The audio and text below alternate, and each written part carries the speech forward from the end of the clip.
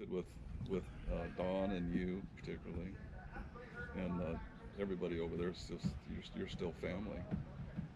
Even though I babysitted you and scared Yeah, you did. scared the shit out of you a few times. Changed his diapers. Changed my Yeah, diapers, I don't want to remember that. babysat me, yeah. And Kenny Neilsen, Bob's partner here forever. To me, when I was a kid, Kenny was a giant. I always thought this guy is the Jolly Green Giant. This guy was the biggest man I'd ever seen in my life. He was huge. How tall were you? I was 6'7" when I was straight. Yes, 6'7". Can you Weighed about imagine that when you're a little kid? 360 pounds probably. He was a giant. Yes, and he still is a giant of a man with phenomenal tales of fishing. These guys have fished their whole lives. Kenny, how did you get started down there at the pier? My parents built an apartment house about 2-3 blocks from the pier, and in the apartments in the back, Bud and Bogey moved in. Bud and Bogey were deckhands on the boat. Bud worked on the Real Fun with Sammy Cordero running it, and Bogey worked on the Lot of Fun with Joe Patterson running it. They also had a skiff, which they put next to our house, and they launched it off the pier, and we go fishing all the time. And they invited me to go with them a lot for rock cod fishing, and one time they took me out and I caught a marlin when I don't know how old I was, probably maybe 12, I don't know, maybe less, I don't know. But then I started working on the Real Fun with Bud Brown and Sammy when I was 12 or 13, and it was amazing, the fishing. It was the 6 o'clock all-day boat. They left from the pier, and they cooked breakfast on the boat just like they do now, but it wasn't as fancy. It was a diesel stove and not as many people, and they really caught the fish. They were into fishing for black sea bass, and I know in the summer of '59, I think they caught 39 blacks, and the biggest one was from Joe Patterson, and it weighed 514 pounds. It was a world record for a while, and I think they've caught bigger ones now, but they caught all the blacks you wanted. But the kelp was so thick, the way they caught them, they used a 130-pound Dacron line because it would cut the kelp. If they had the line they had now, it would have been easy, but they'd fight these things, and they'd always run in the kelp, and when they brought them up, it would just be a gigantic ball of kelp, and they'd weed the kelp out of the side, and out would pop these giant black sea bass, and they'd hoist them up on the boat. When they got to the pier, sometimes they'd have 2 or 3 black sea bass hanging from the crane that they launched the skiffs from. Yeah, it wasn't uncommon for him to catch 5 or 6 a day. Wow, all those giants, 300 pounders. 300, 500, 400. Almost all at box, though. Almost all. One time, Bob and I were walking out in the morning, and we found one on the beach. It had washed up on the beach, and it was still kicking. I don't know why it washed up on the beach. That was one of many things we found. But that was a really huge one. That was 400 and some pounds. Yeah, and it was giant. Oh my gosh. They did this. The fishing game did this analyzation of the stomach, and it was full of midshipmen. Yeah. Oh The stomach, my. and they said that's what killed it. Yeah. Is the spines. All of those the- weird spines sticking out of They there. have big spines on their gills that stick out, and they must have choked them or whatever. But then one day we got a 15-pound lobster walking out of the pier, it's laying on the beach. That was great. We're walking out and right at daylight. We're walking out, and I look on the side, and in the surf, there's this 15-pound this giant lobster flopping around in the surf. It's the summertime, so I run down into the surf and grab this thing, and Kenny's got one side of it, and I've got one horn and the other, and we're walking down the pier just as proud as hell, going to work. This guy fishing on the pier goes, "Hey, you kids, throw that lobster back. It's out of season." And we looked at him and went, and just kept running down. Put it in the ice machine on the running run. down to the pier, underneath the pier, and put it in the ice machine. He had caught it and thrown it over the side. Nice. The guy that was yelling at us. But, then on the black sea bass end of it, I'll always remember this story is I was running to Clemente the last year that I ran it, and Ray Dwayne was my deckhand. And we had a regular Clancy, and that's all he fished. Every Wednesday he came out, and he ended up working in the office in later years over here. But Clancy always put a rod up on the bow with a mackerel or bonita or a barracuda on it, fishing for blacks, and he'd always catch one. He'd catch 2 or 3 a year, but nothing big, maybe 100 pounds. So this one year we're fishing at San Onofre, and he gets bit, and he fights this thing, and he finally gets it to the boat, and Ray DeWayne's looking over the side, and he's going, "It's big, it's big, it's big and black." And so we bring it up, and they put a line through its gill and out through the mouth, and we're trying to get this thing on the boat. It's so big, and we got all the passengers pulling on the line, and we can't. Every time we'd come up, the lip would hit the rub rail. So and so I've got Ray as my first deck, and I've got this little kid that's my second deck, and so Ray's pulling on the pull, god damn it, pull. So finally this thing, the lip gets off of the rub rail, and this 435-pound black sea bass comes straight up in the air, flying in the air, and comes down right on my kid deckhand. This 400-pound fish right on top with his legs sticking out of this thing, and I'm going, oh God, it killed him. And he just comes crawling out from underneath this thing.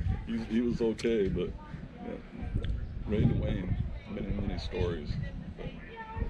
Also, the fishing in those days was pretty interesting. Barracuda was probably the #1 catch. They caught lots of stovepipe barracuda, and also calico bass. There was a lot of calico bass, and the sand bass would show up in the summertime so thick it was like an aquarium. You could look over and see the one you wanted, and drop a bait down to them and catch them, and we'd get limits of sand bass easily out at the clam beds or wherever they had set up. And double half day going to the clam beds from the pier was an hour and a half each way. So you had 4 hours, or 4.5 hours of fish, 3 hours of travel, and 60 people every trip. Limit 600 fish. And like Kenny said, they just cloud up under the boat, and they're all looking up at you with their eyes like this, and they're all giants. Their mouth open to speak. They're all like. That was before scampies or anything. Yeah, they're all like 3 to 8 pound sand bass, and they're all looking up at you, and you got a big jig of 6X or something. You just go look down and drop it to the one you want, and you got him. And 45 minutes, you catch 600. Oh my goodness. Yeah, you're done. We also didn't fillet fish on the boat in those days. We gill and gut fish, and you got really good at gilling and gutting fish, and especially barracuda. When they had limits of barracuda, they were big giant things, and people loved them. They're good to eat. I don't know why they don't like them now, but they're good smoked. They're really good to eat. And fresh, they're fine. Fried anyway. And bonita was another fish that was really popular that we caught a lot of, and people they didn't like them, but we loved them. We still eat bonita. One of the best fish that we like. But they sat in the sack all day on those days, you fish. So nobody liked them because they didn't treat them right. So that's why. But. But limits of barracuda was tonnage of fish. They used to have a crane next to the where the boats would tie up, and they'd throw a net down and put all the fish in their bags in this net, bring the net up with this crane and put it in the back of the truck that Bob drove for a while. He drove that truck. And I did it all.